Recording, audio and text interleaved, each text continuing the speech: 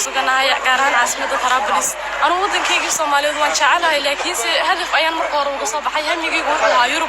أصحابتي غير كيورو يوروب وشوغان لكن سنة يسوق نصيب كي غني قال كن ما تيجي مدحوينها فرماجو waxaan kula talinayaa madaxweyne dalka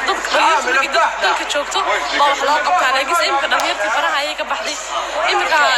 wali waxa dhalinyarta ugu baabaaysa saamaan kasta ugu dhimaysa dhalinyar Soomaaliyeed madaxweyne dhalinyarta markay dalkaaga joogto wax u qabo laakiin markay ka soo baxaan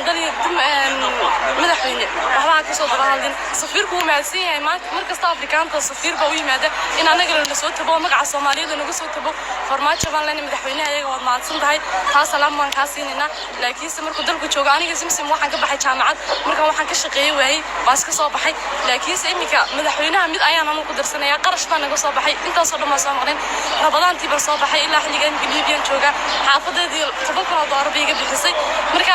maanta hadii madaxweynuhu nala garab galay qarashkii naga baxay iyo waxyaabihii waxa la oranay dhalinyarta birkood way soo noqon laakiin qofka soo xulay maanta aniga intaas lacag maraya si macquul u tahay inaan ku noqdo Soomaaliya marka waxaan oranayaa madaxweyne anagu tagnay anagu nasiibkaygan qaadanay inta soo socota dhalinyarta kale laakiin soo waqti xaadir ka rabtay in wadankooda ka soo baxdo masana tahriib u soo baxdo